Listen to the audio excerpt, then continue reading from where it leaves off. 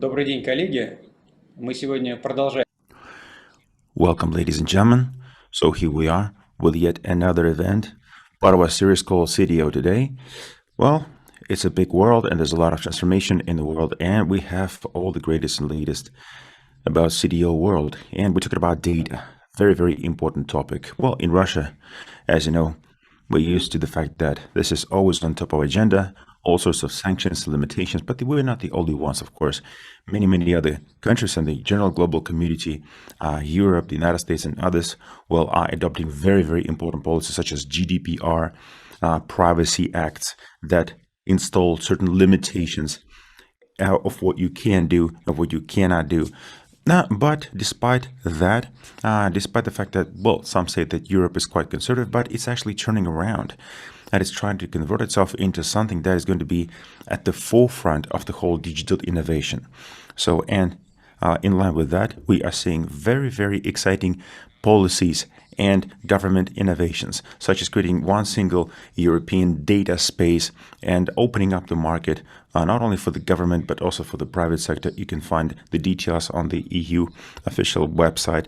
You can find a lot of details about the new type of regulations that is here to stay and come. So we're going to take it from the horse's mouth. We're going to have some incredible experts today, and we're going to talk about the roles, responsibilities, the outlook, the scenarios, how it's going to play out, and of course, we're talking about the government and the business. So we need to pinpoint the strategy for Russia as well. Should we copy-paste European experience? Should we find our own way? What is the right way to go for us? What kind of experience can we copy into Russia? And how can we harmonize our approach? Can we do something in Russia the way they did it in Europe so that we can actually leapfrog and become a leading country? And of course, this kind of dialogue is always cross-functional because this goes well beyond Russia, and that's why we have incredible European experts. So I think our EU experts, we have really, really profound knowledge here in the room. These are experts that have been doing this for years. And despite the political limitations and sanctions, we're still people and we still talk and we still learn from each other. It is very, very important that this dialogue goes on. So thank you, our European friends, for being with us today and sharing your knowledge. We truly, truly appreciate it. So without further ado, let me introduce the panelists. And we, of course, going to start with the European part. And we have here today the ambassador of the European Union in Russia, Marcus Adler. Marcus, very warm welcome to you. Up next, we have our European data expert for European Commission, Shimon Lewandowski. Shimon, hello as well. And of course, we also have managing partner for Dentons, Victor Naumov. Victor, hello to you as well. Thank you for being with us today. And of course, we also have the government representatives here today. Now, we have Roskomnadzor, First Deputy Chairman, Miloš Wagner. Welcome. We also have Head of Legal Department from the Ministry of Digital Development, Roman Kuznetsov. And we also have Deputy Head of Ministry of Economic Development, Mr. Fedulov as well. So thank you, Vladislav. And we have the business community, Anna Serebryannikova, President for Big Data Association of Russia, Boris Rabinovich, Senior Vice President for Sberbank Data Management Department, and Alexander Krainov, Head of Machine Learning Laboratory at Yandex. So without further ado, let's jump in, and let me start with the ambassador. Of course, because we know that the tech giants like Apple, Google, Facebook, and the like, well, they are putting more and more pressure, and they affect the governments, the whole world, and they are so strong that there's no way to hide from them, and they actually sometimes being part of political processes. The first question to you, sir, in your mind, what should be the strategy? What exactly should we do with regards to these tech giants? Do we regulate? What is the strategy? What are the options here? So, and as part of the European Union, what exactly are you doing? I know you're building the single European data space, and I guess you're also bearing in mind the position of this tech giant. So the topic we're talking about today, will it maybe create an analogy like a European Google? Is it even possible? Please, sir. Well, thank you very much, dear colleagues. Thanks for having me and my colleague Simon from Brussels. Obviously, I'm talking to you from Moscow. And just to say that I want to express my gratitude to the organizers. I know Digital Economy for taking this initiative, listening also to the EU voice. I think it's extremely important that we have an exchange on these issues as we are adopting our strategies, and ideally they will be compatible with each other in order to create safe digital data flows. Living here, I must say I'm impressed by the level at which Russian digital companies work. I'm meeting here with high representatives of Sber, of Yandex, Wildberries, and I think this what happens here is important for us, not only because these companies also have plans to move to Europe. It is important to us to compare notes as we have to look at what's happening across the Atlantic. You mentioned the big internet platforms. And there is one question which comes up across the board. It is, what's the way we handle data? Given their importance in the economic life across sectors and well beyond, as you have already mentioned. Therefore, it's important that our civil societies, including our business communities, relate, have exchanges, but also our public authorities, just to say that, despite the issues we may have, we do have these technical exchanges. Not long ago, we had an exchange between Roskomnadzor and the European Commission, DG Justice, on personal data, and we are also looking forward to another exchange between DG Connect, which Simon represents here today, and the Ministry of Digital Economy, Digital Development in the next weeks.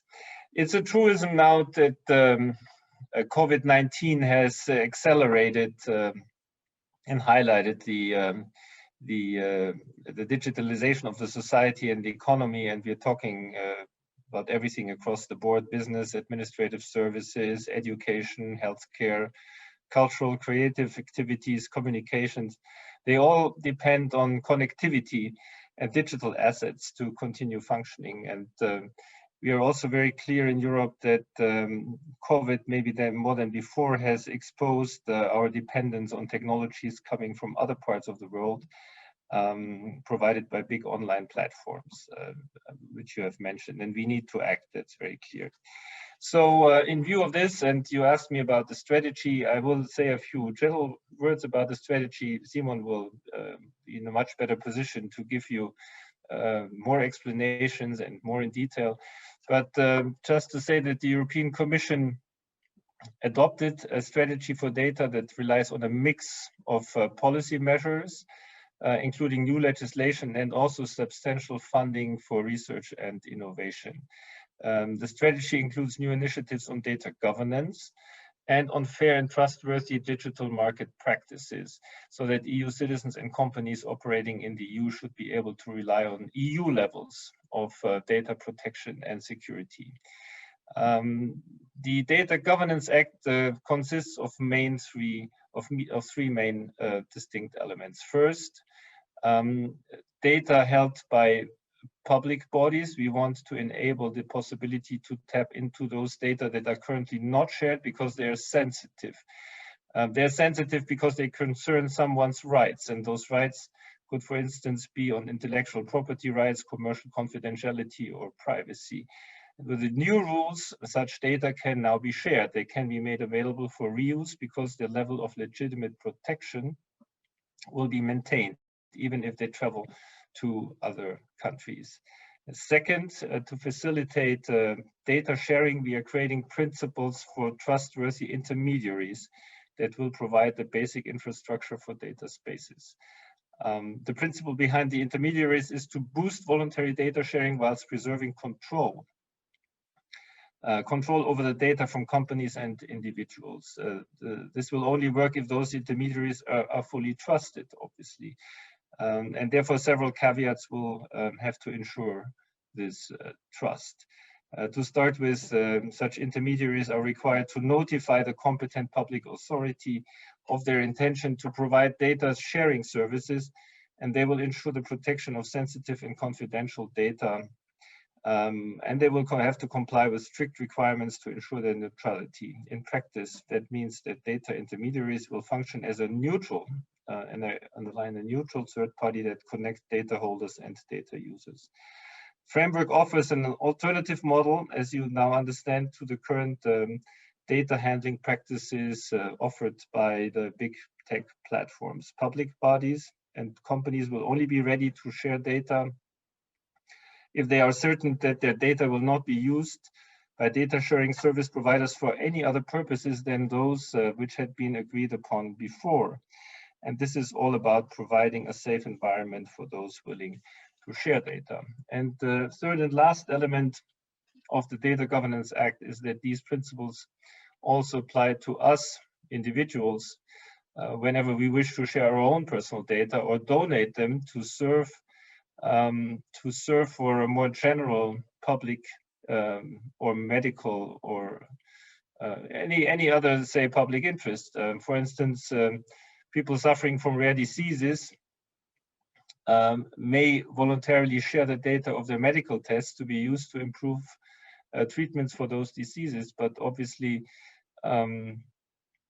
you need to protect the personal part of the data. So new so-called personal data spaces will ensure that people can keep control over their own data, and the personal data spaces also ensure that they are only used for purposes agreed to. In this case, which I just mentioned, this example, it would be for medical research. So this new regulation will therefore provide a governance framework that will ensure that data can be made available voluntarily by data holders and support common European data spaces. It will also allow businesses, small and big, to benefit from easier access to data and from reduction in both costs and time in acquiring data. Let me conclude with a word on what this means for the EU-Russia relationship and also come back to one of your questions. I mean, for us, not only in the field of digital economy, we believe that competitiveness comes from openness, and for the digital economy, we would say that it's even more true for data. We are not erecting barriers to oppose the GAFAs, as they are called in an acronym. We want to organize the rules of the game such that all companies will be given a fair share and a fair chance in the EU digital ecosystem. Whether this then will be conducive to creating what you call the European Google remains to be seen, but you know, creating a level playing field certainly is more conducive to the growth of competitors to the big data companies than what we see now. And I believe it's important also for EU-Russia relations.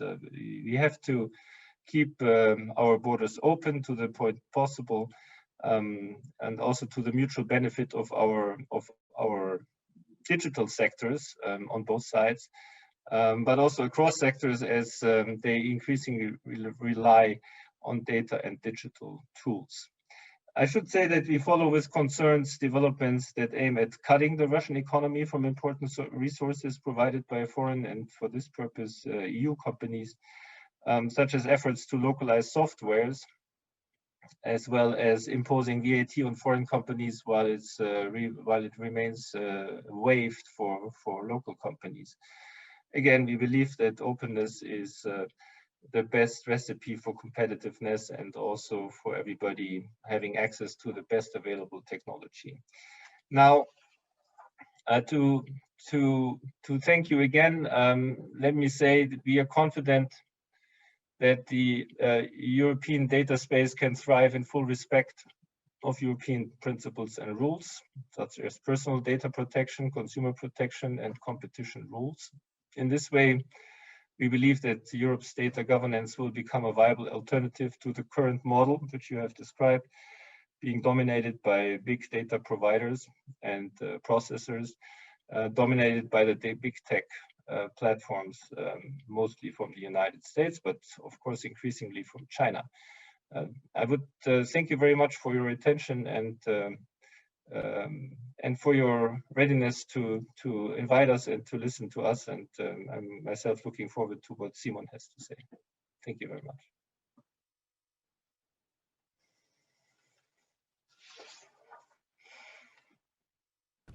Thank you, Mr. Ambassador.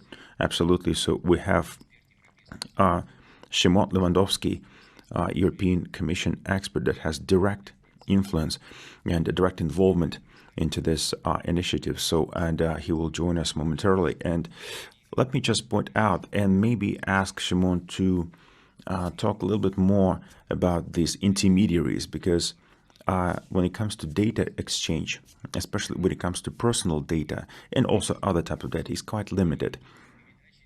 And any transmission of data is also limited, not just because of the Personal Data Act in Russia, but also a litany of other, limitations that do not provide for this free exchange of data. So this whole idea of creating that, data space and this intermediary idea, it's a very, very new idea for Russia because we don't have anything like that.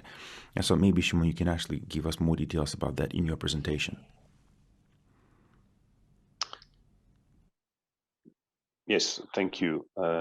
Thank you, first of all, for inviting me and for the possibility to say a couple of words about the recent European initiatives on data governance and on implementing data strategy in general. I've prepared a couple of slides to guide you through the latest, I would say, interesting initiative in that area, which is the Data Governance Act, and which, when adopted, would regulate to a certain extent data sharing for all EU member states. I will represent the DG Connect, which is a service of the European Commission that deals with digitization of the economy with all matters, including data policy and innovation. Let me maybe start with just explaining why we think we need a certain regulation for data governance right now. Could you please switch to the next slide? So, in fact, after talking to many stakeholders active in the data economy, many companies that share data or would like to share data and use data in Europe, well, we noticed that there is a certain need for an alternative to the current business models around data, and a certain need for a change in the way the data is governed across sectors. And that is linked to the fact that currently we see certain bottlenecks, we see certain problems and obstacles arising which hamper the growth of the data economy. And that is related to the rather high transaction costs, which means that when companies want to engage in exchange of data, they notice that there are certain obstacles of technological nature, including standards, lack of interoperability. There are certain legal problems related to, I would say, certain clarity around the rules that apply, and a general lack of trust. So a lack of confidence in the current models, in the current platforms, in the current services for data sharing, where data holders are often afraid that once they open up their data to someone else, they would the data could be misused, or they would lose their competitive advantage. Another issue that we see is an insufficient availability of data for reuse, which is a paradox because we have more and more data being produced on a daily basis, but only a portion of that data is actually made available for another entity to use. And that is obviously a huge loss of potential and a huge loss of value which sits in that data.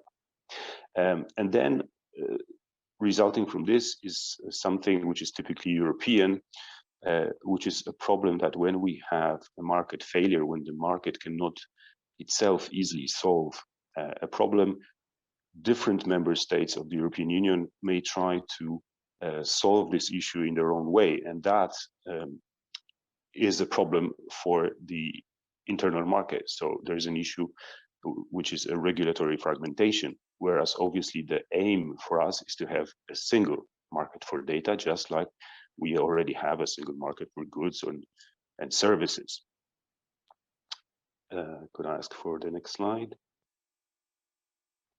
Therefore, we have a strategy to support the growth of the data economy in Europe, and one of its key elements is the Data Governance Act proposal, in which we try to tackle the following four elements, which have already been outlined before, so I will not stay too long on each of them, but just to say that we think we need a new model for data intermediaries to share data in the single market. We want to encourage individuals and companies to voluntarily give at the disposal of the public sector, for instance, or to researchers, to innovators, their data, to donate their data in the form of data altruism. We would like to open up more public sector information, which is held by the administration and which currently is not exploited because of certain limitations and sensitivity of that data. And we would like to have a better coordination in terms of standards, in terms of interoperability, in terms of promoting best practices across different sectors in Europe through the creation of the Data Innovation Board. And quite importantly, I think, whereas the whole strategy on data and this Data Governance Act looks at both personal data and non-personal data, we think that actually there is a certain new opportunity opening up for Europe, which is related to this wealth of non-personal data created by machines, created by sensors in Internet of Things environments, in the industry. And it's particularly that data they would like, the value of this data that we would like to harness for the coming decade. And this is why we think it's a right moment to put in place basic elements, basic building blocks for data governance in Europe, because there's this new wave of data which is coming up and it's gaining in importance. Next slide, please. So the data sharing intermediaries, I think, is the most interesting element of this legislation that we have proposed. And here the aim is to make sure that we have rules for services which enable data holders to monetize on their data by the use of this data by third parties, innovators, companies. So the idea is to make sure that those who keep the data, those who generate the data, both individuals and companies, can find a safe, trustable, reliable service which would help them overcome these legal, technical, and trust obstacles that I have discussed before, and would find someone or a company usually that would be willing to do something interesting with the data and allowing data holders to actually monetize the value of their data. The point is that we have currently different services such as data brokerage services, which normally aggregate the data from different data producers. They transform the data, they add value, and they usually generate a data based service, which then they sell on for their own benefit. But we'd like to see, and we like to support the emergence of data intermediaries, as we call it, European style, which would need to be neutral and whose role would be to link the different clients, different stakeholders in the data economy. So to match the demand for data with the supply of data. And whereas themselves, they could only provide the technical infrastructure, they could solve the technical issues related to interoperability, but they would not treat the data as an asset for themselves. The control over the data and the value generated through this data would be purely allocated to the data generators, to the data holders, not the data sharing platform itself. So that would be a kind of an alternative to the to the current way of sharing data through the big platforms, I would say. And it really responds to the kind of requests that we have been receiving and the evidence that we have gathered from different companies active in the data economy. We see platforms that already, to a large extent, comply with what we want to have. Companies which are quoted in the slide, such as Dowex in France or Databroker in Belgium. But we would like to boost this evolution, to have more of such platforms coming up in different sectors across Europe.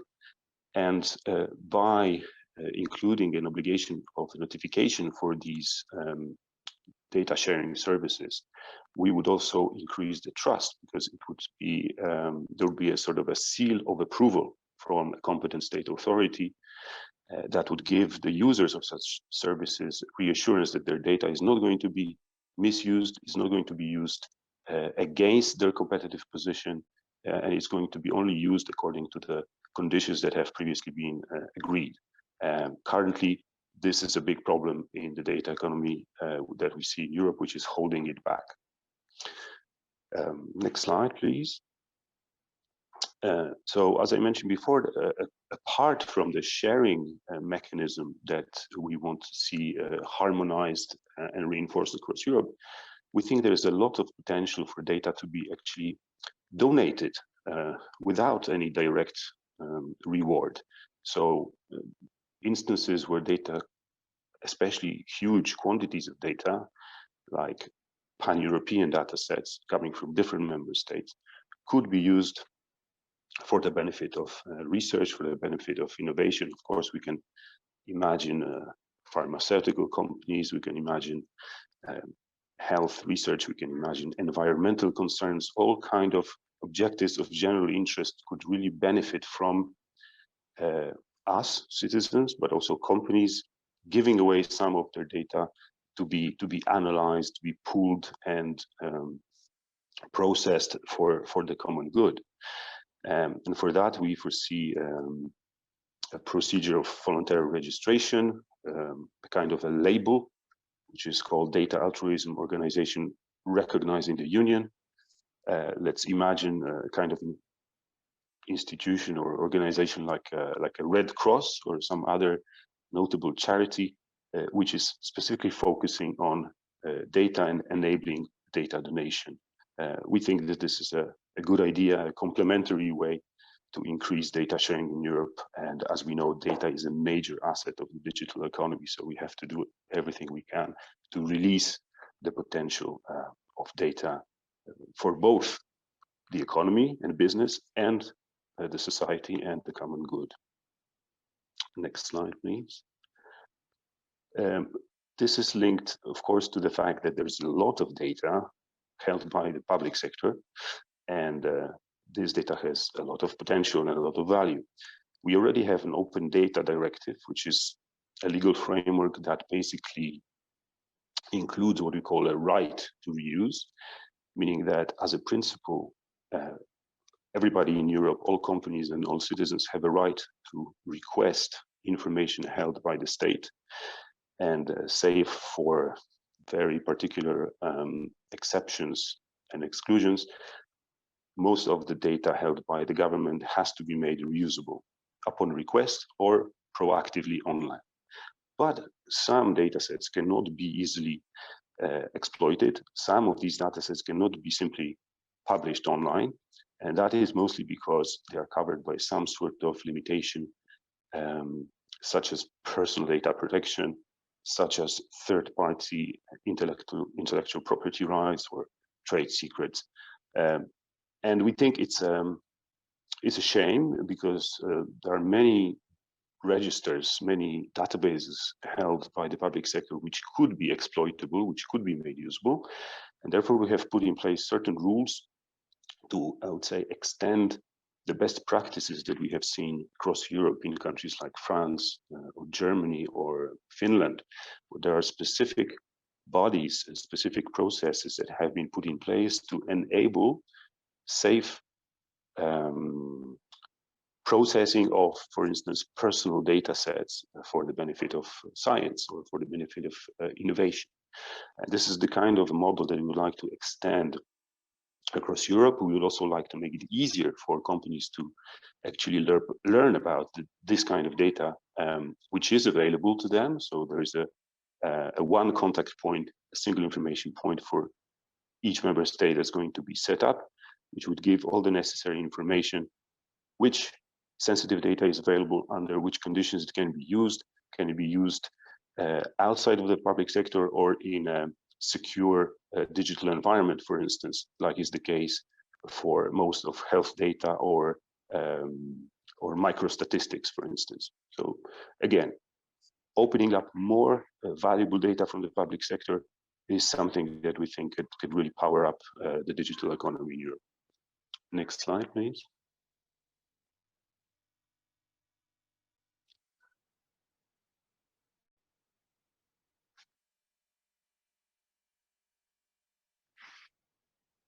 Oops. Yes, the Data Innovation Board is, well, let's say the final chapter of this new legislation that we think is again needed, because if we have to handle 27 member states, we have to somehow organize this data governance across Europe. We need a common entity, a common platform to make it easier for those different sectors that are concerned, for instance, to adopt the best practices, to adopt the most suitable standards, and to basically facilitate the cooperation of different national authorities that are competent in that area. That would have a form of an expert group working very closely with the Commission, and we have seen similar solutions being adopted in other fields. We think it can be a very useful solution to give recommendations and guidance and basically guide the evolution of data governance on the European scale. Next slide, please. This slide is to show, I would say, the general approach of the European Commission as to the evolution and as to what we should be doing with regards to the data economy. And the point is that on the top European level, we want to bring in some basic building blocks of data governance, such as through legislation, including the Data Governance Act, but of course, other legislation such as the General Data Protection Regulation or the Open Data Directive are also key building blocks for this governance. However, the data economy itself needs to be driven by the stakeholders themselves, by voluntary data sharing. And this sort of voluntary data sharing will most likely start at the level of individual sectors, such as health, finance, energy, etc. So we are aiming at facilitating this sort of sectoral intensification of data sharing. This is what we call data spaces, those thematic or sectoral data spaces. And apart from the legislation, of course, we will also give a lot of financial support to make sure that such data spaces start operating, that they have the capacity to grow. In some sectors, we could already speak of very first data spaces emerging on their own. In some sectors, we probably need to be a bit more assertive and push a little bit more. But overall, this is the idea. The data spaces will grow at a different different pace, different speed. But overall, they will contribute to the creation of the common goal, which is the European single data space. And last slide, please. This, I'd like to finish with a quote by our commissioner, Mr. Thierry Breton, who is responsible for the internal market policy, including digitalization of the economy, including the data economy. And I think this is a very significant quote, because it shows the approach that we want to have in this commission to data. And that is to say that we would like to ensure that the value created by European companies from the data of different European companies, different assets, including data coming from individuals, that this value stays in Europe. So this has not always been the case due to the development of the global data economy that we all know, and due to the fact that those big platforms play a strategic role, I would say a gatekeeper position. But let's say from now on, we'll try to be a bit more assertive and a bit more focused on generating and on keeping the value of data inside Europe. I would just like to finalize with the last slide. If you could move on to the very last slide, which is to encourage you to check out the information that is hosted on the European Commission's website, both in relation to the Data Governance Act and in relation to the general data policy and data strategy. Of course, it's all updated. I think it can be quite interesting if you have an interest in what Europe is doing and is about to do in the area of data economy and digitization of economy in general. Please visit our websites. Thank you once again for this opportunity to speak and to outline this, I think, major step in the building of European data governance.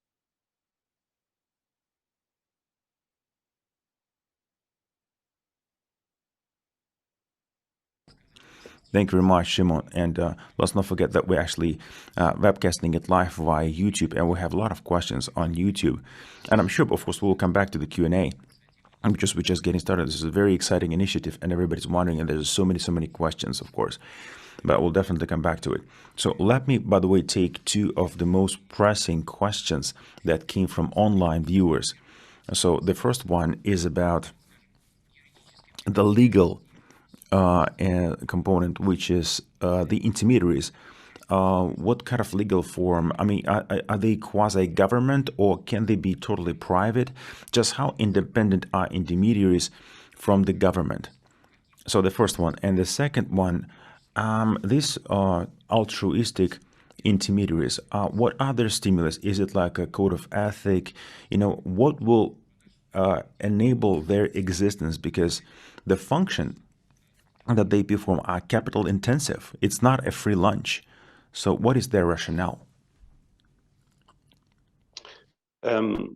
Yes, so the first question, in our view, the data intermediaries, as we plan them, they should actually be commercial entities, because we already see that many such companies exist, perhaps nowadays on a rather smaller scale that we would wish to see, but they already exist. So the market is filling up that gap.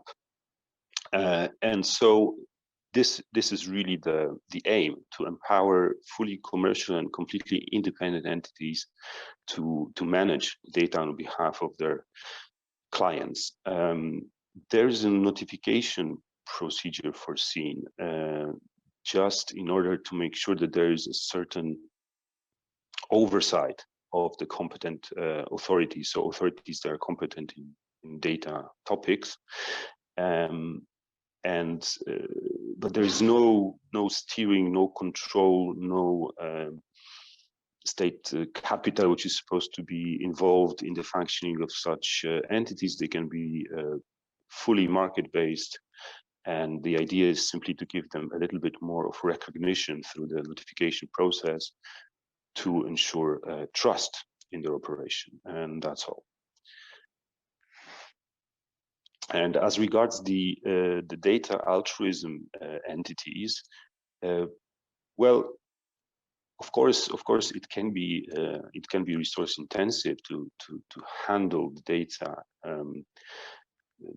let's say, pulling the data, especially from different member states, and doing it in a non-profit setting. But we have heard from different NGOs, for instance, that would like to enhance their activities to that sort of field, and to intermediate in a way in pulling and helping research, for instance, based on data. We can imagine that it could be done by let's say, specialized parts of already existing organizations, be it big charities or universities or research institutes. They could somehow extend their activities into the field of data altruism. Yeah, they shouldn't be funded from, let's say, from the side of the users of that service, meaning the data holders, because the whole concept is that it should be a non-profit. It should be data donation for an altruistic purpose. But how exactly they finance their work is something that they can regulate themselves. The Data Governance Act puts in place certain rules to ensure that the data, especially the personal data, is handled safely. So they have to abide by a certain set of rules. Of course, we already have the General Data Protection Regulation, which is a pretty robust regulation on personal data. In addition to that, there are a couple of conditions they have to meet under this new legislation, but we do not mandate, let's say, the organizational structure or how they should be funded.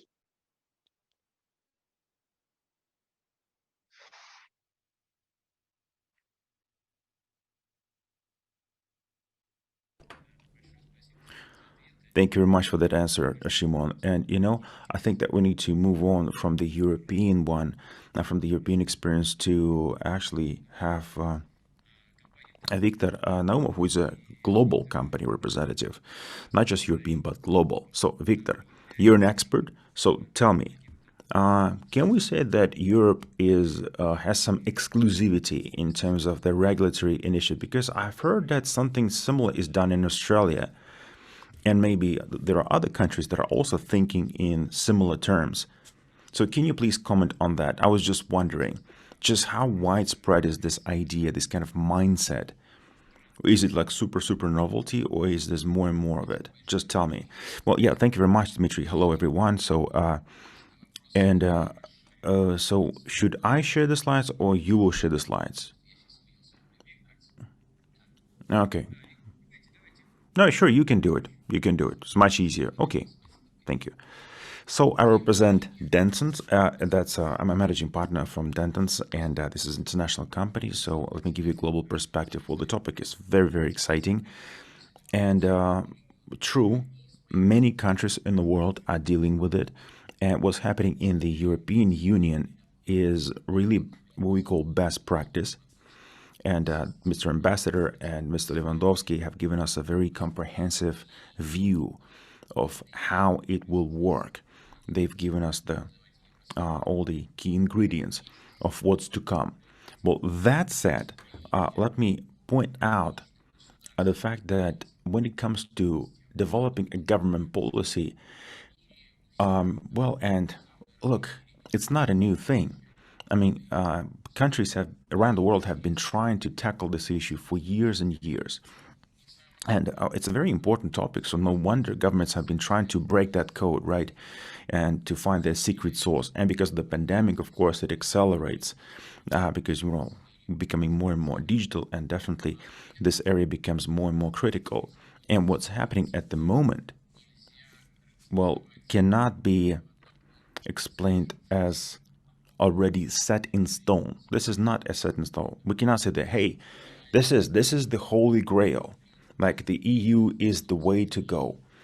That way or no way. No, it's still a work in progress because there are all sorts of developments. Of course, I mean, there's a lot of trial and error. And as far as the overall field, it's a very wide field. And I guess this is just an intro, of course, to my presentation, because we had very good presentations from the ambassador and Mr. Lewandowski. But in my presentation, I would focus on areas and regions where government is trying to find, well, ways, I would say, to manage data.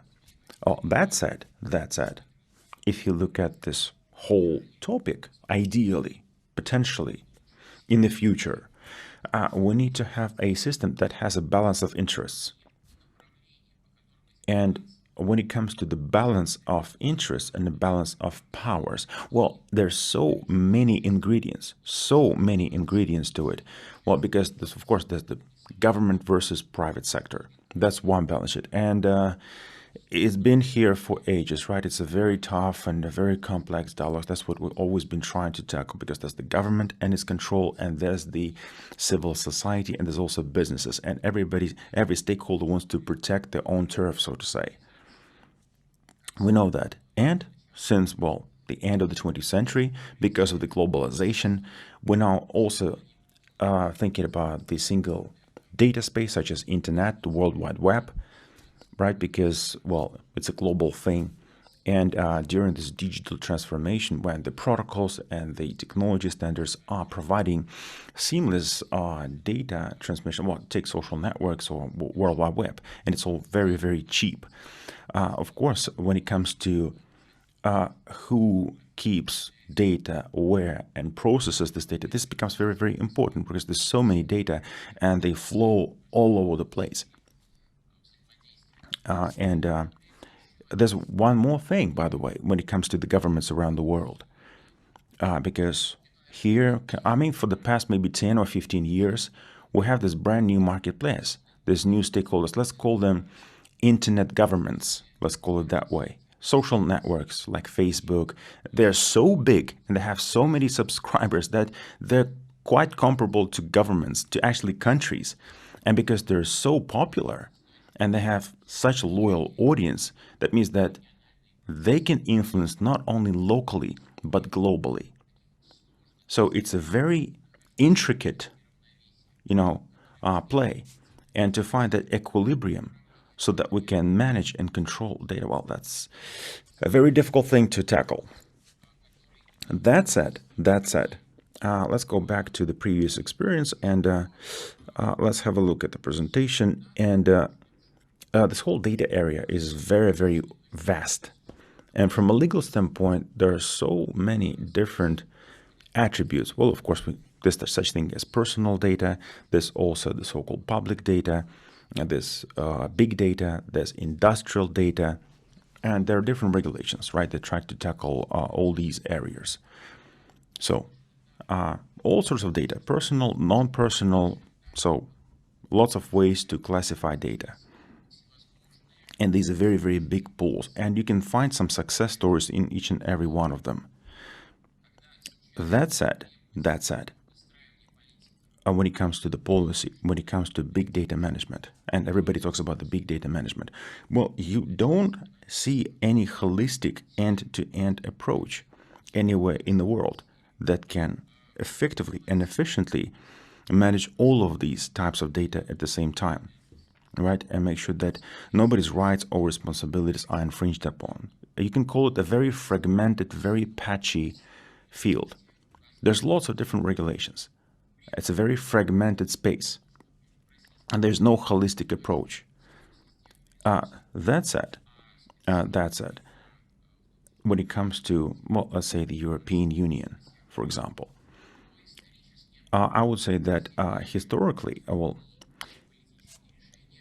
there's been, of course, government initiatives, the so-called public sector information, and there's been all sorts of stimulus provided from the government to the private sector. And there are two big areas. There's the government and its initiatives, right, when it comes to opening up data, and there's also measures to stimulate all sorts of, well, government data. But governments have always been historically, trying to, I would say, opening up the data in principle. Every government at least declares that they want to have a comprehensive approach to opening up data. So that's always been the ambition. I mean, you can see it from the slide. So back in 2019, OECD, I think, did a survey on enhancing access to and sharing of data. So, and then you can see it right there. So there's lots of issues related to data and, opening up access to public sector. Well, 65% of all initiatives. Well, and there's also lots of private initiatives. But okay, let's look at the PSI situation, like some of the milestone initiatives. Well, for Canada, for example, the Open Government Portal 2014. So the Canada had very, very exciting project, I would say, right, about the single access to data. Mexico, by the way, had this open data initiative as well in 2015. And the idea is to make sure that all public data are open to citizen. That's another initiative, right? And it's a very strong initiative, by the way, very well developed. Now, when it comes to simplifying data exchange in public space, Israel, for example, had this only once policy. Again, to make sure that the government services can be easily provided. And China, in 2018, created this National Center for Data Management. And China tried to be very, very comprehensive here, right? Trying to cover as much space as possible. So anyways, we have stakeholders, and the idea here is that both individuals and companies will now have, additional access. They can get additional access to data, data becoming more available. But again, maybe that's not enough. Okay, we also have, I think, Australia in this regard as a continuation of what the European Union is doing. There's the new era, and I think that if it continues, and it will continue, of course, you can see some really great case studies in terms of a well-balanced, I would say a perfectly balanced government policy, such as Australia, for example, the Data Availability and Transparency Bill. And this is indeed a very, very advanced approach from Australia. So, and again, you can call it a sort of a competition. The EU versus Australia versus the United States versus whoever, they all trying to get that secret sauce, that best possible approach. And this is a very exciting initiative from Australia. And of course, kudos to them, continued success. And like I said, I see that is the Australia initiative alongside the European initiative can be the benchmark, as we call it, the benchmark when it comes to using data. So I would look at both EU approach and Australian approach. As a matter of fact, there's so many different approaches here. Well, there's a lot of specialized initiatives, such as the National Strategy for Data in the UK. Right, they're focusing on specific mechanisms of data dissemination, such as the data trusts, specifically for the artificial intelligence. And there's also the Japanese experience called the Act on the Advancement of Public and Private Sector, or Norway, for example. So there are many, many countries that are doing all sorts of specialty approaches, and all of them require tremendous amount of data, and this seamless access. If there's no seamless access, then you can say that you can call it a failure, potentially, right? And any idea should be based on seamless access. Every time there's a block, you can say that the idea is failing, right? So Japan is doing a lot, I would say, and that's a 2016 initiative. I think it's a very, very good example from Japan. It's a very, very holistic, very comprehensive, very thorough approach, I would say, both in terms of anonymous and personal information. Again, it's all about striking the balance. So Japan tried to build a system to meet all stakeholders in the middle, to make sure the data is available, but at the same time, no rights are violated. And they're doing it through anonymous data. And Japan is very good at that. And the way the data becomes anonymous so that it's not causing any threat when the data is being used, right? So anyone who donates the data will not suffer by donating the data. Because sometimes, we say that they make data anonymous, but somehow still the data can hurt the original source, the individual. Okay, so let's look at personal data and big data in the world. We have Russia, Europe, the United States, and China. I would say that bit by bit across the world, we see crystallizing approaches. I mean, the way governments treat this whole situation. Different ways, different approaches. For example, the United States has been very sectoral, right? China, of course, Communist Party trying to install that and maintain that holistic control. Europe trying to create that unified approach. And Russia, since 2006, hasn't done anything pretty much. It doesn't take into account any digital trends, and there's no big data regulation. So Russia, I would say, is far behind here in terms of its approach. I mean, there are some successful case studies around the world in specific sectors, right? You can say that there's, a lot of successful cases, but still room to grow. I'm absolutely sure that definitely all of that is not enough. Good initiatives, but not big enough. And like I said, the perfect solution can come from anywhere, right? This can be European solution, United States, China, whoever. You never know. It's a competition. So it's a competition. So still, the story is being written, so to say. Now, speaking of Japan, I would say Japan has probably the most exciting experience when it comes to using anonymous data, probably the most balanced in terms of technology and regulation. So because they've given us the most comprehensive approach to using all sorts of data and making it safe. That's the point. From emails to phone numbers to SMS to whatever.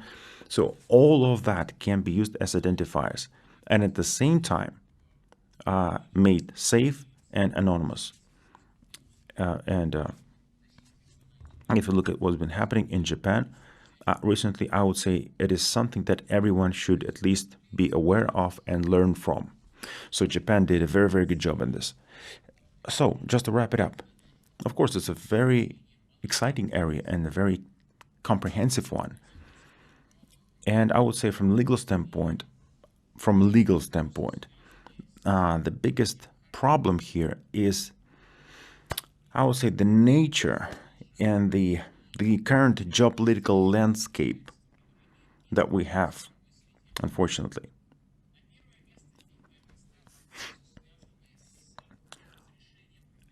First of all, what about the actual jurisdiction? Where is the borderline? How do we settle the border issue for digital and online services? The so-called extraterritoriality, right, or the so-called transnational data ecosystem. Because we have all these super powerful tech giants that are global, infinite, have the best and the latest technologies that offer these incredible services that are so popular around the world. And these ecosystems, true, have an incredible, powerful influence on the whole world, on the whole data space. And these are not components of the international legal space, but that said, because they're so big and so powerful, we have to respect them and learn from them and see what's coming from them. That's the first thing. The second one is the antitrust, anti-monopoly regulation when it comes to data storage and data processing. When it comes to competition, and because the antitrust regulation is about making sure that there's fair competition and that there's always a risk for unfair competition. Of course, speaking of big tech, when you become a quasi-monopoly, you always run a risk of hoarding data or abusing the market, right? And that's why antitrust regulation is important. But it has to be done smartly, of course, and wisely. The third one is access to identification and digital profiles.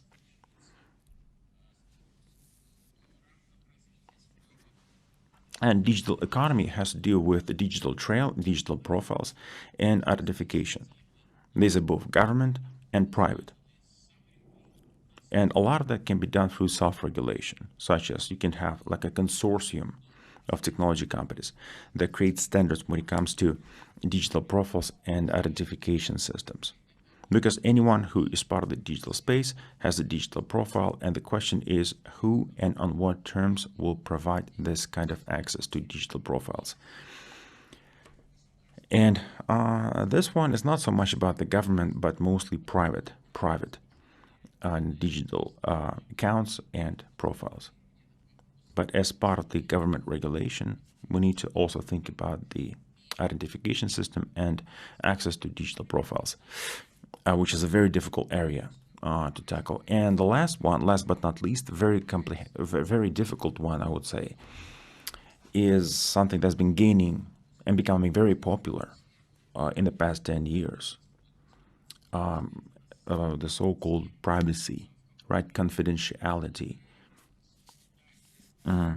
Just how important it is, the secrecy mode, the confidentiality mode, whatever you want to call it, for different types of data. Because on the one hand, you say transparency, fair competition, let's protect the rights of the citizen. But on the other hand, we want to make sure that we kind of want to kill two birds with the same stone, because we want public good, but at the same time we want to protect the people that constitute the public good. We want to do both. Let's take the pandemic, for example, right? And the pandemic is still there, and I still believe that the full effect of the pandemic is not yet produced itself when it comes to privacy, data, and whatnot. It's still chapter 1. So here, when it comes to making sure that the data is relatively available, become easy to get, so you need to liberalize privacy legislation. But on the other hand, we see a totally different tendency, totally different trend, where actually when it comes to privacy, there's actual tightening, right? Where a lot of legislation is becoming more and more conservative. So we have these two opposite trends. And a lot, I just look at all the lawsuits, right? And that is definitely a bottleneck to this whole initiative, to the whole idea of total data and digital ecosystems. So it's a very, very difficult thing to hit that sweet spot and find the balance between the two. So that's all from me. Thank you. Thank you, Victor. Absolutely. A very important area. You touched upon the personal data and privacies. And let me just say that when it comes to personal and also non-personal data, industrial data, there's lots of data other than the humans. Let's not forget about that. And big tech companies, all the industrial companies, they have their own ecosystems. And speaking of big tech companies, similar to the United States, well, we have great examples in Russia. Let's take Yandex, for example, giant and a true big tech ecosystem. And with that, of course, I would like to address it to Alexander Krainov, because you represent Yandex. You're head of machine learning laboratory within Yandex. So I'm sure that you have something to say about using and reusing data. So as a representative of the big tech, tell me about it. So, I mean, the whole idea, the whole approach of data recycling, right? It's just how important it is for you, for your ecosystem, for Yandex. Just how important is this initiative? So this whole the U approach, just how important is going to be for you as Yandex and for the whole economy? Well, the first thing I need to say that when you use word data, almost you use this something abstract. Well, data is not monolithic. And if you decompose it, it turns out that there's a certain percentage of data that should absolutely be reusable, and it's just a no-brainer. They should be absolutely open, easy to access. That's it. Done. At the same time, there's data that's so sensitive that you need to think twice before you open it up. So speaking of Yandex, we have so many services. We have an ecosystem. And some of our services, such as search engine or maps, are very digital. Others, like taxis or food delivery, are very traditional. But even within our ecosystem, that doesn't flow, throughout Yandex, such as the fact that, where the person is traveling on a taxi, Yandex taxi, doesn't affect the search engine, right? Because sometimes not all data should be interconnected. Certain types of personal data should be left personal, let's call it that way. At the same time, there's so much aggregated information,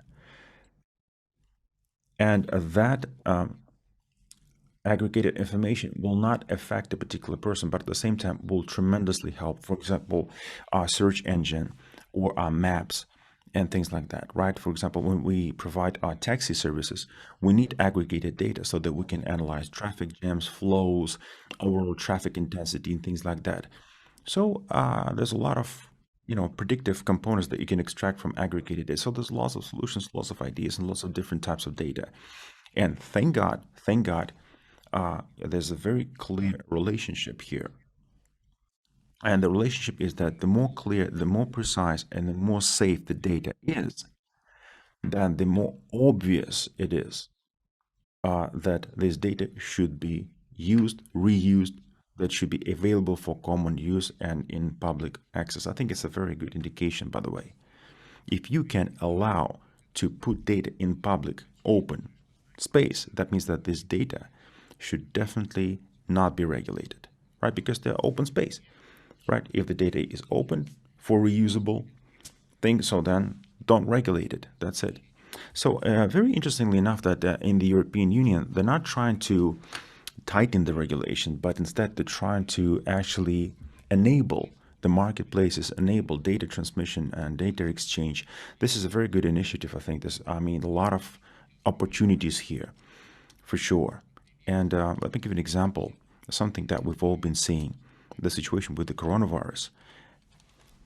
And so it happened, we didn't see it coming, but so it happened that during the pandemic, like never before, data exchange went up tremendously. And it wasn't necessarily through marketplaces. It's just that the companies and the government, to the extent that they could, would share their data like never before because of the COVID. For example, Yandex has produced the self-isolation index. We could track it on a daily basis, so we knew exactly who's at home and who's outside. During the COVID, it was very important. Or based on our data, we can actually build projections on the virus dynamic.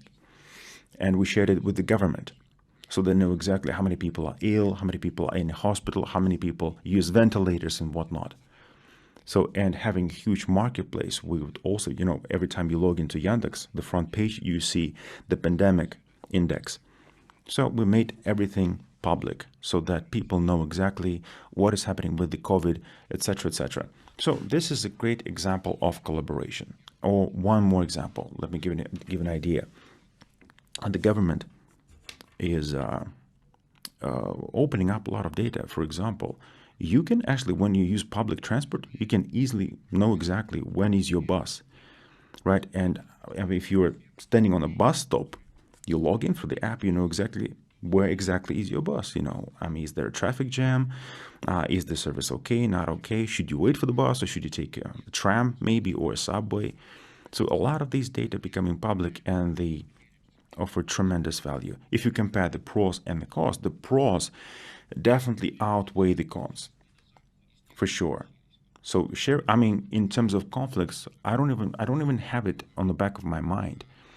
I don't see data sharing being problematic, but every time you start sharing data, you see multiple benefits.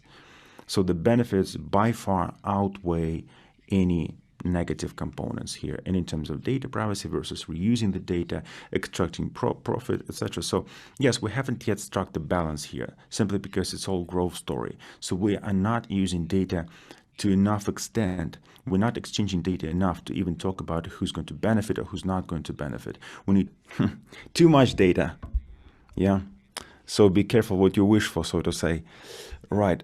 So let me give the floor to the actual government representative, which is the #1 government official when it comes to data exchange. And of course, we have the deputy head of Roskomnadzor here, Miloš Wagner. Miloš, please, a question to you. So we've heard from the European side, and it's obvious that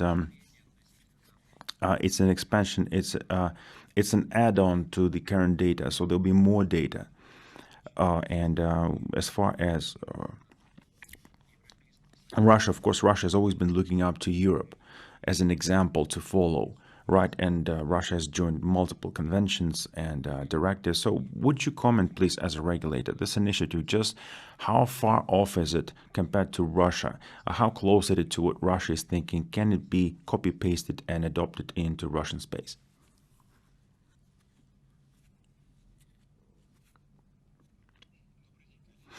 Hello, everyone. Hello, Dmitry. Thank you for this intro and thank you for the opportunity. So, speaking of my contribution, and oh, by the way, a separate thanks for the, of course, the to Miloš.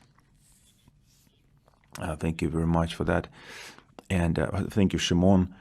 Thank you for this information. So, and just to make sure, Roskomnadzor, this regulator, is not just about personal data oversight. No, we have lots of other powers, such as we providing permits, communication, media. So we have very wide powers.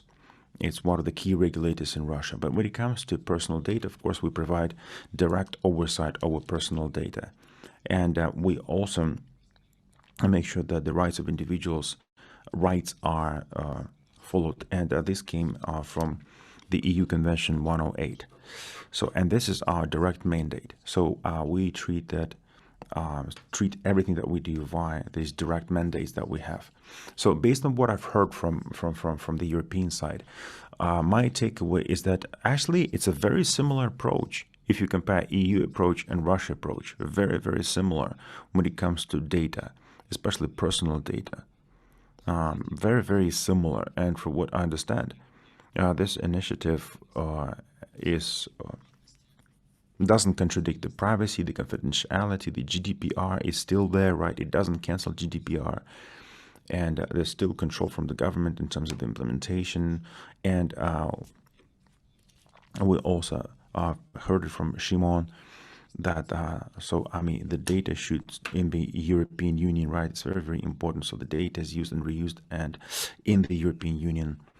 And just to answer Dmitry's point as to, well, I guess it's another regulation when it comes to personal data. I think it's a very exciting initiative for sure. And Russia will definitely adopt something similar. So, and what Victor was talking about and what I'm looking at the commentary section here and YouTube. Well, still, if we do it in Russia, there will be questions, of course. So when you open the data up from government, from public, for private, as part of data altruism, whatever the source of data, every time you opening up the data, the countries that have the best technology and infrastructure will benefit the most, right? And the countries that don't have such capabilities will probably benefit less. So, I mean, and when you make data anonymous or quasi-anonymous, you can always apply certain technologies. So you can take anonymous data and unhash it and turn it into personal. So, you know, there are a lot of technology that allows you to do that. And there's also a problem that we need to think about it. So it's a very interesting topic. And for myself, my question would be, well, clearly the regulation is still in the making. It has not yet taken effect, but will take effect in the future. So the European Union colleagues, what about third-party participation, such as the Russian Federation? Can't we join the whole process so that maybe we can somehow contribute when the legislation takes force, the relationship between the EU and Russia? Can we contribute to this development? Thank you. Well, thank you, Miloš, for the question. Well, I guess obviously it was a question to Shimon, right? So can Russia contribute? Let me again paraphrase it, Shimon, you can hear us, right? So there's a very important items that came from Roskomnadzor. So the first one is the methodology of making data anonymous, right? And in Russia, we've been struggling with making data anonymous. It's a big challenge for Russia, the anonymity of data and using the right approach to making data anonymous. And the second one, the exchange, the contribution. So you many times said that this is an exchange of data within the European Union. Can you expand it and include Russia into it? And can Russia contribute it? Can you expand this? Maybe not now, maybe in the future somehow.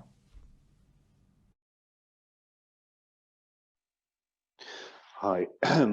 So indeed, data anonymization is, I think, a topic which is, well, hotly debated across the world, and there is no unique solution that Europe, for instance, could propose here, because it is not really about legislation, not really about something that the law could solve. It's more in the realm of technology and technological solutions.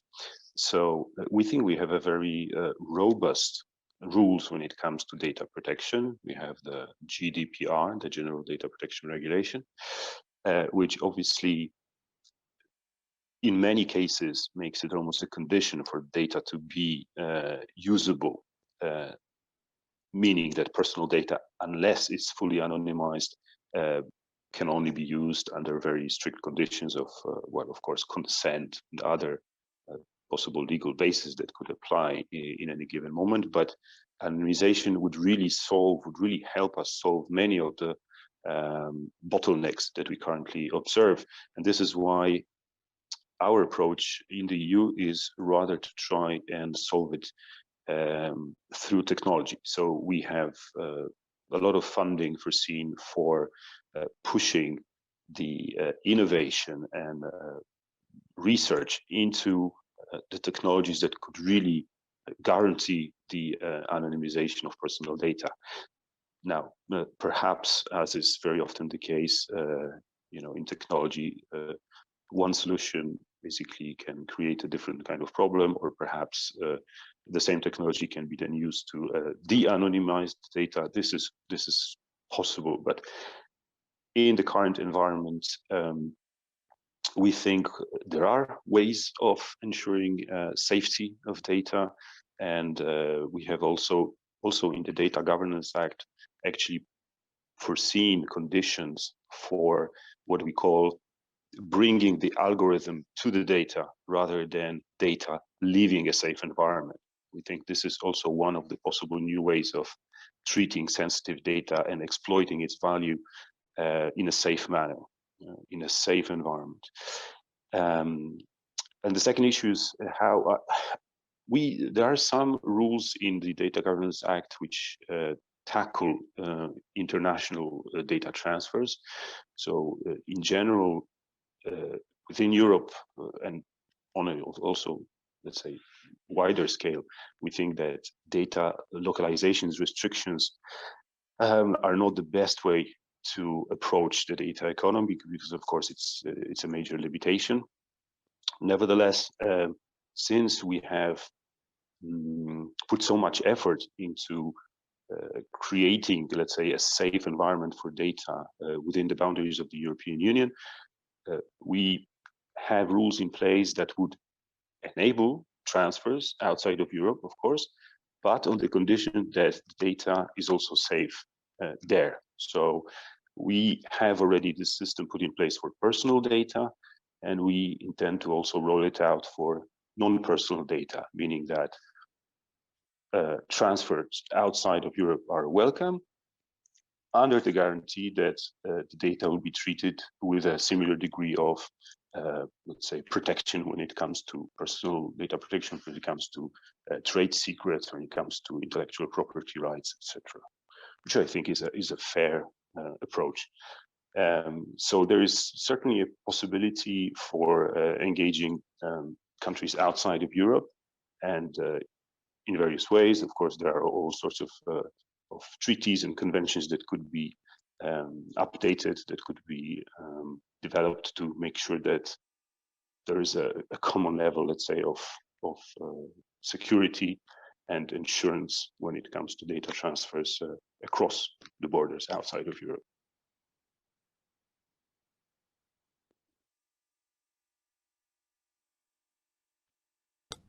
Thank you very much, Shimon. Well, it was a very interesting point from Mr. Ambassador and from you as well. When you said that we're not only talking about personal or industrial data, but also government data, public data. And I think your final slide, this quote from the EU Commissioner on Internal Markets, because, well, data is absolutely essential for artificial intelligence development, right? And here in Russia, we have this opinion that artificial intelligence is about several specific companies like Yandex and other big tech, because they have, we also have Sberbank, which is like huge and has been investing billions into artificial intelligence. And Sberbank has AI events, global events. Sberbank is no longer a bank, it's basically so big. And recently, for example, AI Journey is an event that actually where Mr. Putin was actually personally present, and other presidents of other countries. It was a very, very big event. So, and that's why I would like to address this to Boris Rabinovich from Sberbank. Boris, if you're here with us. Yes, hello, yeah, I'm here. Okay, well, so question to you, Boris. Speaking of data volume, just how much data do we need to access to have this artificial intelligence truly develop? Because President Putin, in his presentation during the AI forum, said that we need to make sure the data is available for the sake of developing artificial intelligence. What kind of data volume are we talking about? Just how much data should be open and available to artificial intelligence? Tell me. Well, thank you for the question.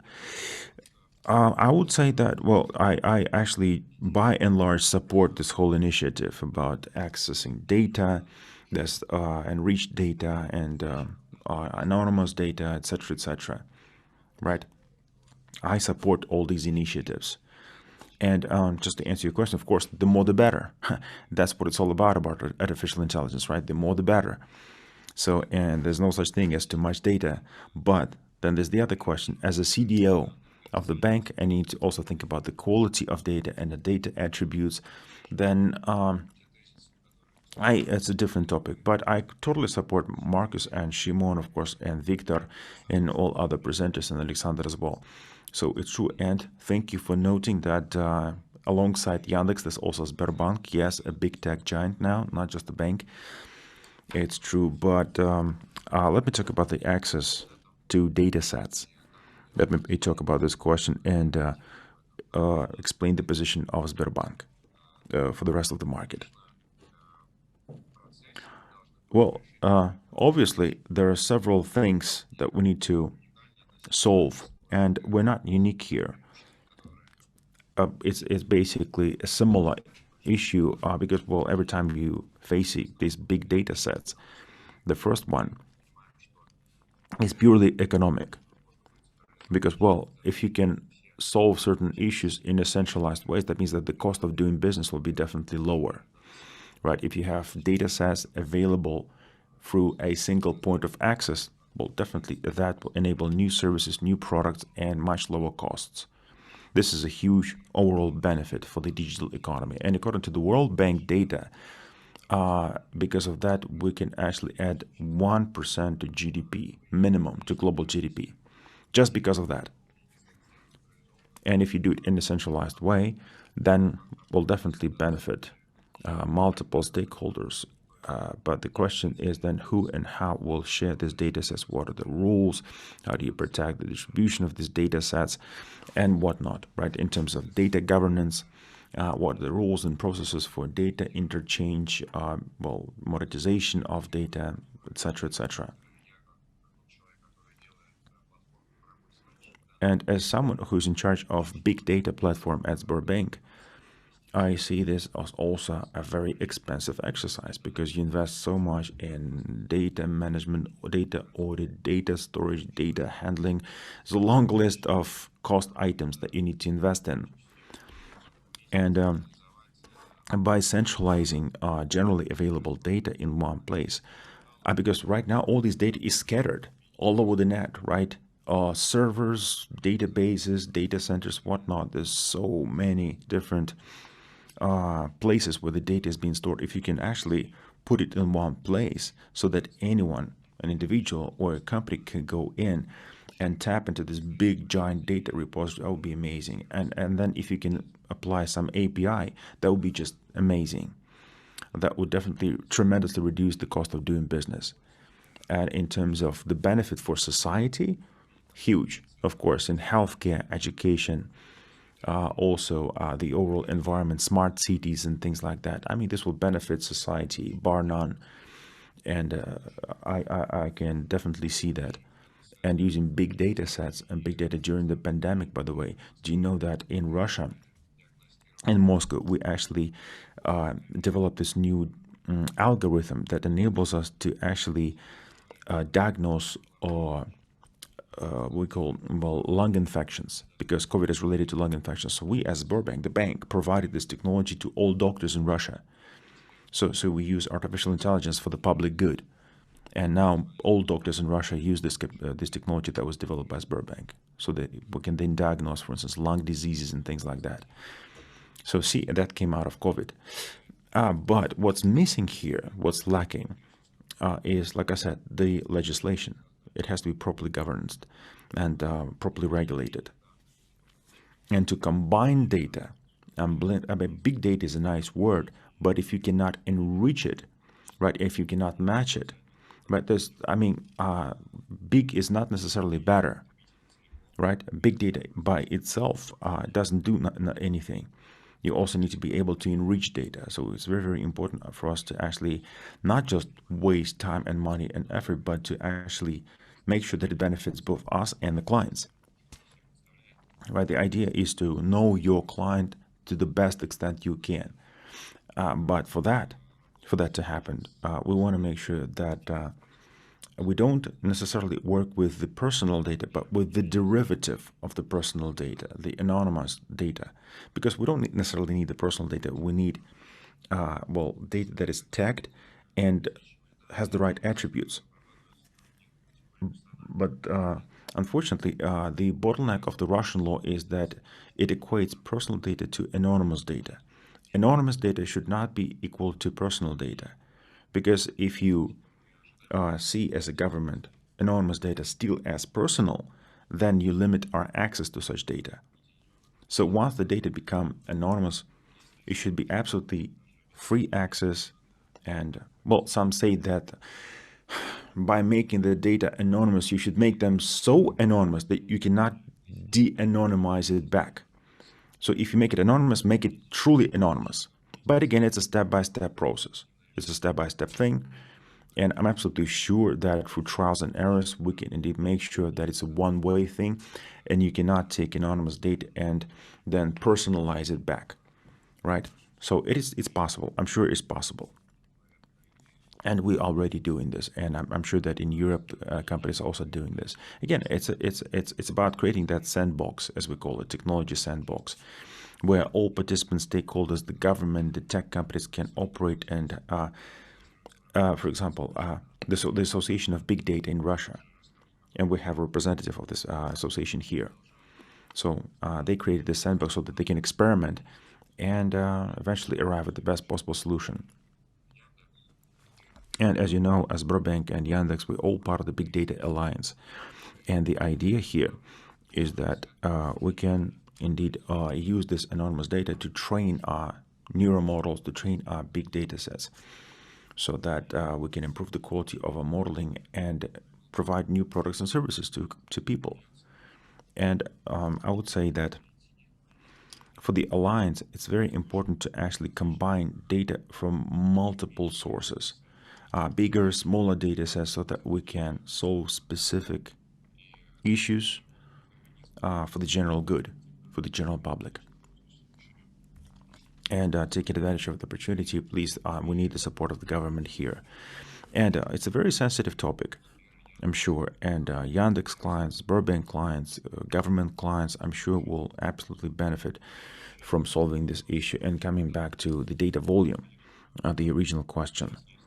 Of course, we have artificial intelligence algorithms, and they are already very precise. They're very good at predicting the situation, even with the existing data sets. But when we're talking about the full power of big data, and as Burbank is a big data supplier, we have tremendous amount of data about pretty much all citizens of Russia, because we're everywhere. And of course, the more data we have, the more data we can combine, the more precise we will know about the needs of the clients, and the better will be the service, and the better will be the products that we provide.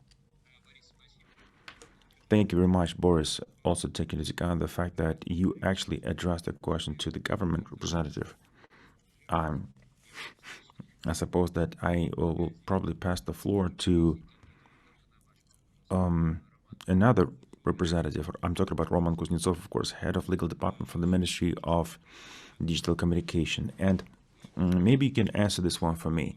So, as I said in the very beginning, on top of the existing measures and directives, the GDPR and Privacy Acts and whatnot, so Europe is now thinking, this whole initiative is about that, about structuring the market of data and making sure that all stakeholders have quality ways to enable this seamless data interchange. You can call it the development policy in many ways. And considering that your ministry is no longer and then the Ministry of of Communication and Information Technology, but also, well, you've changed your name. So are you ready as a ministry to tackle it? Or do you need to go to other ministries? Do you have enough capability to solve this issue inside your ministry? Because we need to find someone who has the capability to formulate these initiatives from the government side.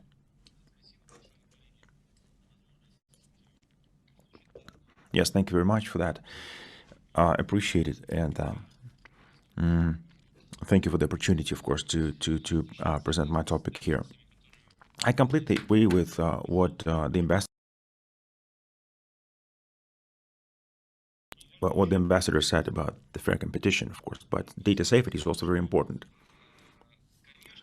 And I would say that when it comes to a development of the country and the economy, of course, we need a big data, of course, we need all of that. And we're not going to limit it or create any bottlenecks or other obstacles. But at the same time, I want to make sure that the rights of the data owner, the data originator, is not violated in any way. I don't want data privacy to be sacrificed for something else. I want to make sure that so there's a balance between using the data and protecting the interests and the privacy of the one who donated the data. So when it comes to the European experience, the way I see it, it's an attempt to make personal data so safe by anonymizing it so that it doesn't violate privacy on the one hand, and on the other hand, provide economic benefit, right, for multiple stakeholders. And I think it's a big challenge. It's not easy to do because we actually don't have any solutions on the table in Russia that will kill these two birds with one stone. Right? We don't yet have that approach to making data so anonymous that they're absolutely safe for multiple recycling. And speaking of the data altruism and these intermediaries, they truly need to be like, the devil is in the detail, as they say. So our job is to make sure that the requirements in Russia are such that they can indeed walk the walk, so to say. And if they say that they're intermediaries, then they can truly follow their purpose. And like I said, anything you do, whatever you do, the safety of the original data and the individual, right, and the entity behind that is absolutely top priority. And yes, that's exactly what we're trying to tackle at the moment as a ministry, and I'm sure that we will succeed. Well, thank you, Roman. Well, in that case, if you don't mind, I want to come back to Shimon. We have an interesting question here from the audience, and would like to ask you this question. So, Shimon, in your mind, the companies, the big tech giants, the Googles of the world, could it be that they will eventually become the canaries in the coal mine, so to say? Can they become intermediaries? What is the, I mean, is it even possible that they will become these intermediaries? And is it a good solution? Because in Russia, we already have examples like Yandex, like Sberbank, and they want to be that way. So what about the European Union? Well, in theory, they could become such data intermediaries.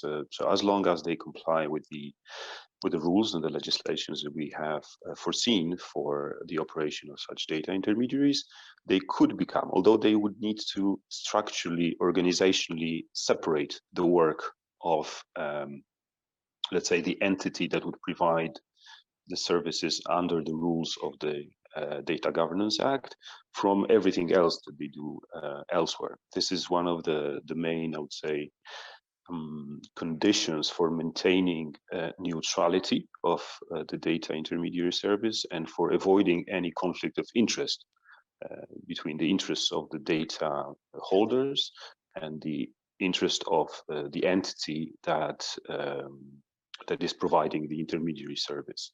So it could happen. Now, if they will want to go down that road, probably not, because they have so far, I would say, aggregated such amounts of data, and they have developed different processes that have become very efficient in organizing the data, in extracting value out of this data, that they would probably stick to what they know best.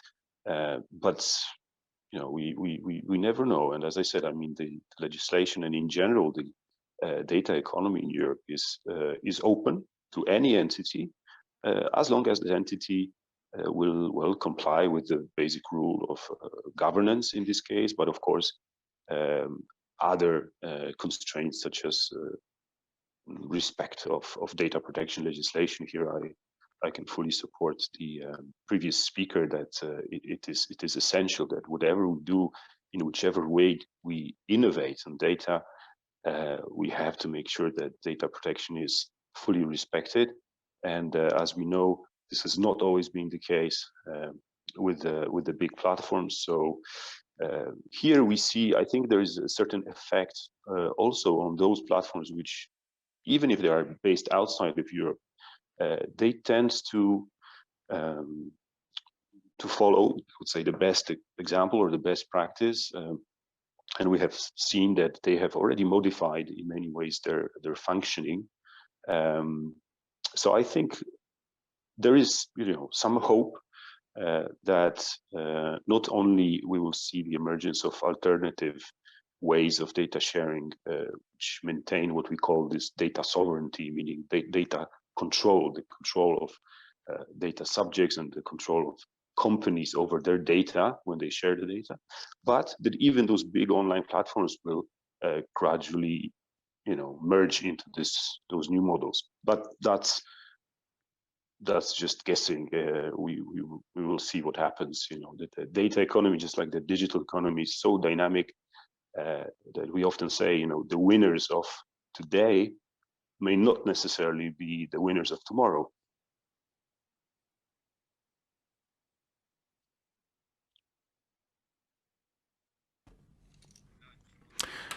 I absolutely agree with you, Shimon. Thank you for being honest with us. And let me just say that we also have Association of Big Data of Russia. Yes, and we have Anna Serebryannikova. So Anna, maybe a question to you, the exact same question that I asked Shimon. So what do you think, who in, let's say, our environment can take up that role of being an intermediary? Who should it be? An independent company, some sort of association, somebody else? Just tell me. And the second question I have for you is, well, when it comes to government exchange, government data exchange, Representative of Sberbank mentioned that, also the European Union representative and Shimon mentioned that as well. Just to clarify, asking you, can this Russian intermediary can serve as the organizer of exchanging government data? And I'm talking about government versus government. Let me just take it on a big scale, right? Because we're talking about using intermediaries and channeling data from business to business and from business to government and from government to government. Can you enable that as an association? Yeah, well, thank you very much, Dmitry. It's a very interesting question. So let me think about it. Okay, let me do it one by one. Well, first of all, when it comes to our association of big data, the reason we were born is exactly what the European Commission was talking about. This is the whole reason of our existence. So from the very start, we are trying to develop that data market, the data space. And that means that we are focusing on the most important items on this market, such as making data anonymous. We've talked about it. And maybe I will say a couple of more words about that. And aggregating data. Two big things: making data anonymous and aggregating data. Now, how come that the big market participants decided to build this association that I represent? What is the reason for having an association of data? Well, because they needed a forum where they can have trust. And they wanted infrastructure where we can actually experiment. They wanted a sandbox where we can run multiple experiments with depersonalized data, because all big market players, and it's okay, but they hoard their data, but they protect their data because they invested their time, their brain power, their money, right? So they've accumulated data, and data is a big asset for them, right? That's how they win. That's how they become big tech, right? So they cannot just give it away just like that. So in my case, so no personal data goes into our sandbox in this original form. So we use both technology and certain other techniques that make data enough depersonalized so they can be used for our experiments. So we said several times that from a technology or a standpoint, it's almost impossible to do this one-to-one ratio. So only when you combine technology and certain regulation, only then can you make data anonymous enough, right, to enough extent, so that the personal or sensitive data never leave the company or the government, and only properly anonymous data, you can call it like a synthetic derivative of this original data. Then that derivative comes to us, our sandbox. So, and that's exactly what we're working on at the moment. So make and of course what we're lacking is a new legislation. So Russian participants know about it, and I'm not sure that European participants know about it, because that we are at the very beginning. At the very beginning, we would like to have more innovative legislation here and more initiatives here. So the issue of trust that Shimon was talking about it, and the European colleagues were talking about, is probably one of the cornerstones, and as the reason why they created these intermediaries, because it's all about trust, the lack of it, I would say. Because yes, big tech giants, of course, they can create this kind of intermediary component in them, but because of the competition, there will be limited access, whether you like it or not, because it runs counter to their DNA. You can almost say it like that, right?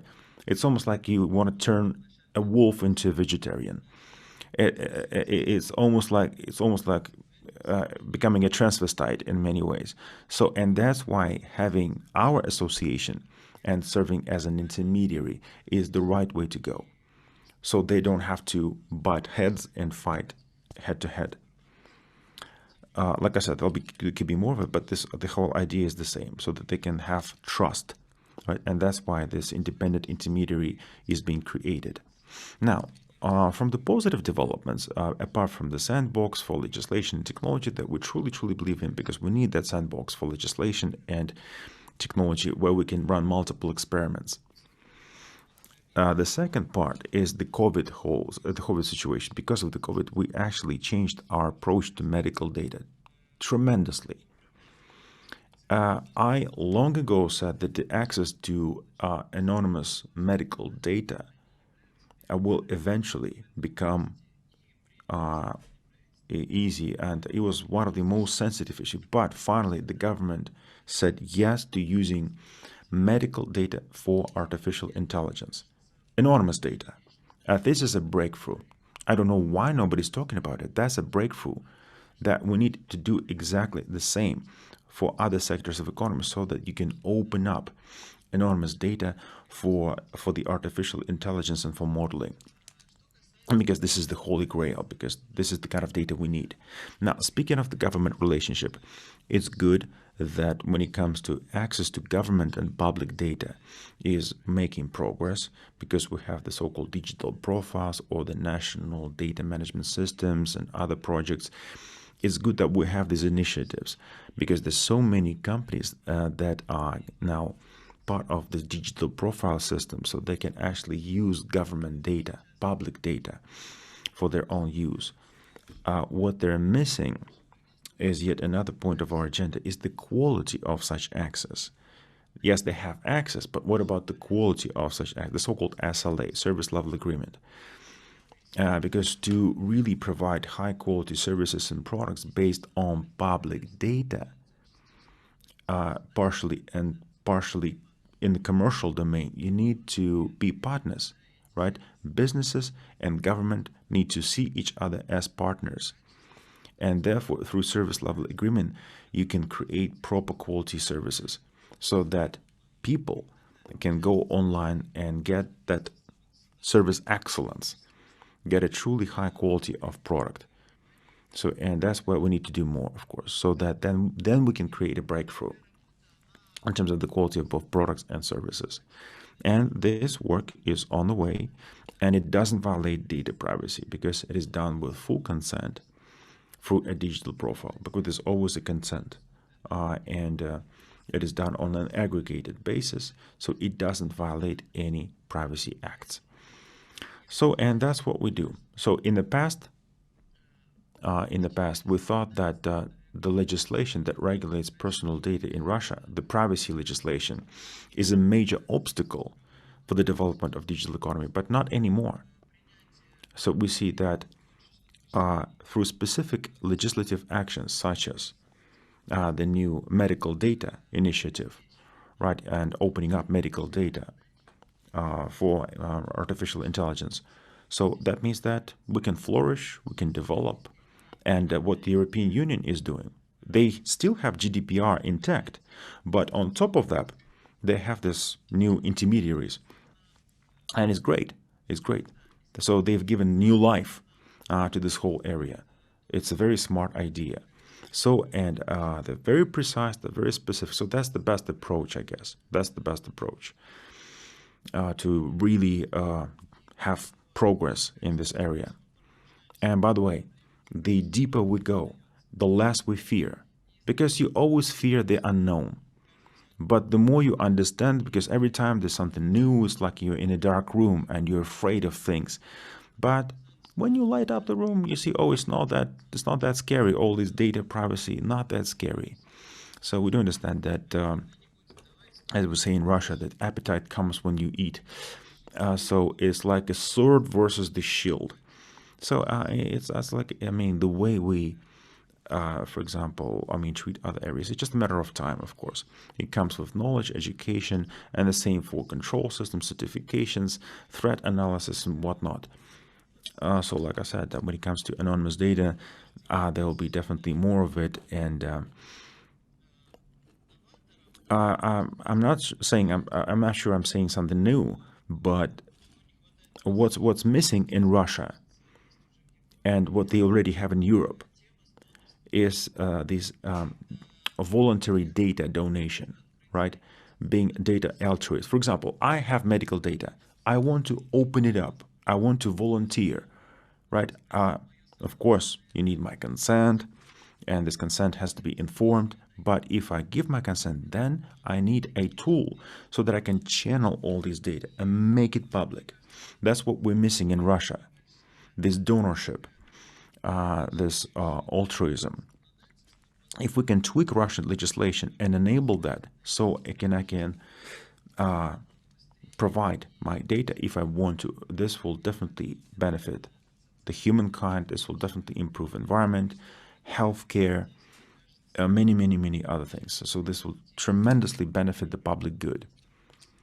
And that's what we're missing in Russia. And we will see so many new people that will say, yes, absolutely, I'm ready to share my data for the common good.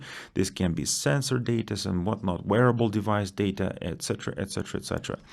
So we can produce tremendous benefit if we can tweak legislation and enable that. So not necessarily for commercial use, not necessarily that. And by the way, representatives of the government, let me point it out that this is, by the way, the number one. So you need to have these data banks that are aggregated from the data that is provided voluntarily by people. So we need to enable it from a legislation standpoint. This would be a breakthrough. Again, whether you like it or not, there's no way you can hide from it. You will have to solve it. And that's why we're here. That's why we're here. So thank you, the organizers, for bringing us here. It's a very important job. Thank you, Anna. Thank you for your presentation. So, based on your presentation, can I ask you just a couple of questions to Shimon? So my first question would be mostly industry related. I think you mentioned that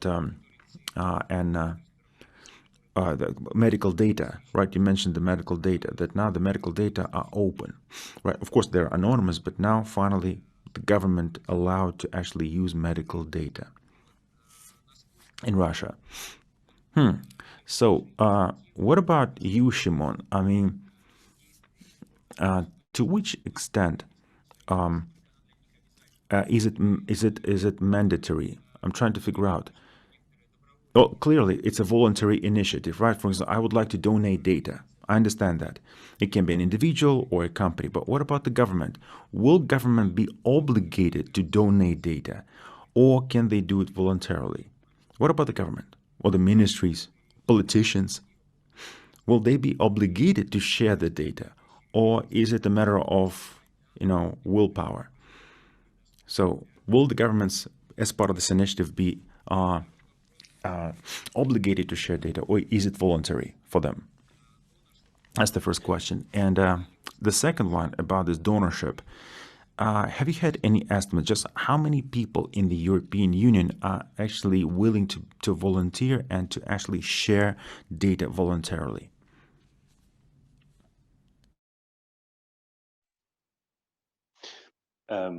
Thank you for the question. So the first question is interesting. So in fact, we have separate approach according to the type of data that you were talking about.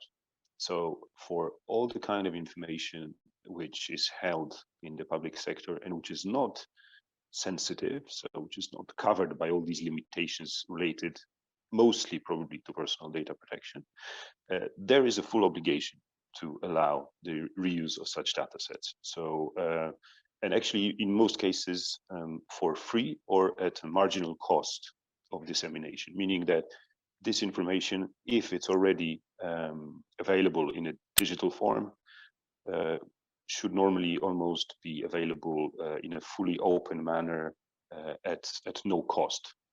Now, when you talk about the information which until now has been used to a very little extent because it's covered by certain third-party rights or personal data protection, and therefore it's not legally or even technically easy to make it available to anyone. There, the Data Governance Act does not foresee an obligation to allow the reuse like it does with regard to, let's say, the standard public sector information. But what it does, it says, if you start reusing this data, if you want to make it available for research, innovation, etc., you have to do it under the rules laid down in this legislation. And this, for instance, includes principles such as non-discrimination. So you should not discriminate among the reusers. If you allow the reuse of this sensitive data to one company, you should use the same conditions for making it available to someone else. You cannot engage in what we call exclusive agreements, for instance, to choose a company that you prefer for whatever reason and monopolize the access to a given data set by this particular company. So such practices would be forbidden. So in one way, you can say it's a light touch approach to this particular issue. On the other hand, it aims to regulate the behavior of the public sector once it actually makes the data available. The other question was, could you please remind me?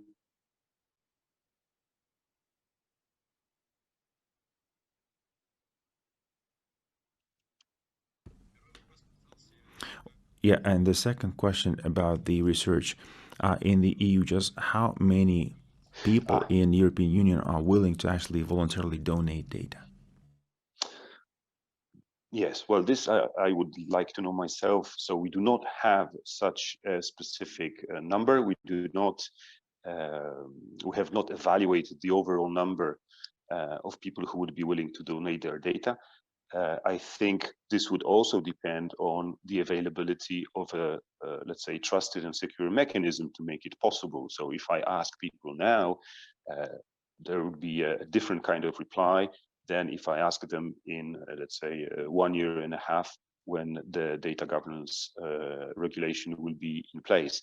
But through public online consultations that we always need to conduct before we actually propose any new laws, we can see a lot of interest. So we had thousands, let's say, of replies coming from citizens, basically calling for such a regulation to be put in place. So I think it's a fairly widespread phenomenon, and I would even say that probably there are, even more people who would like to give some of their data away in a secure manner for a public interest good, then there would be for those who would like to start monetizing on this kind of information. Because we have to remember that in Europe, personal data protection is actually a fundamental right. It's one of the fundamental rights from the European Charter of Fundamental Rights. Therefore, it really comes first. We really treat it in a way that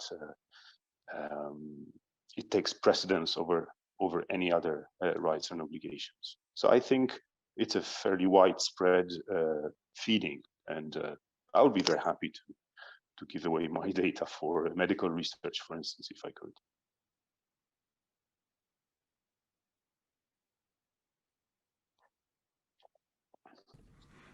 Thank you very much, Shimon. And maybe I will join you and also become a volunteer. So the moment they enable us with a safe mechanism, no problem. I will definitely be able, not necessarily all of my data, but many of my data, I will definitely be ready to share and volunteer. So, and my next one goes to the Ministry of Economic Development. We have Vladislav Fedulov. Well, he had some difficulties, and that's why we have Vasily Gurkin, his colleague. And as a matter of fact, both Boris and Anna mentioned the word sandbox several times. And a sandbox is basically a laboratory mode where we can experiment with technology, legislation, etc. And sandbox is a term that we defined in our official program. And just coming back to who's going to be in charge of this whole economy thing. So the Ministry of Economic Development that you represent, of course, will definitely have a major contribution, right? For sure. Because the Ministry of Economic Development, well, you add one word and you become the Ministry for Digital Economy Development. So the question to you, sir, the kind of infrastructure that you've created so far, just how friendly is it to the sandboxes that Anna was talking about and Boris? Just how ready are we as the government to respond and to match the ambition of the business alongside the European initiative? Can we do similar things that the Europeans do?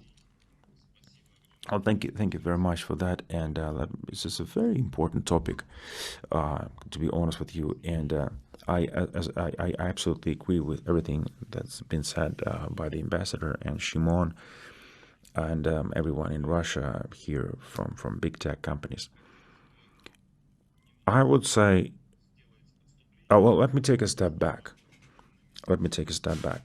Because when it comes to the government data, I mean, we've been working so long, since 2013, on making sure that the government data become available, the so-called government data, open data initiative in Russia.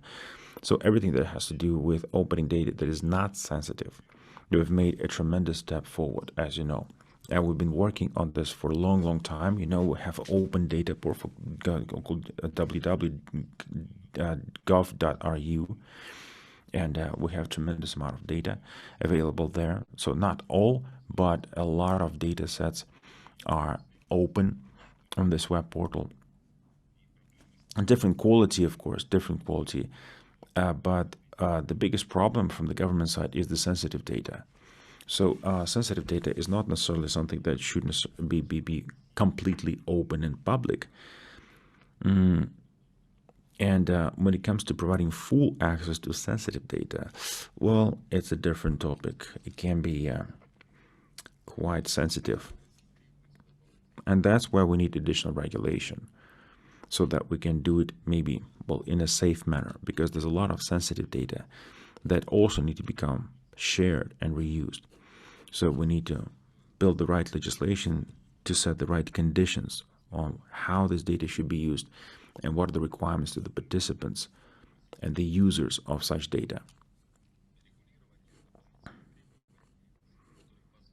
So, and that's what we've been doing recently. So with this new regulation, we will be able to enable this big data sandbox. So that together, like I said, in this sandbox, we will definitely be able to run multiple experiments and see what the future state of things can be with, proper control. And then if the sandbox experiment is successful, then we can scale it up and use it all across Russia, across the board. That's it.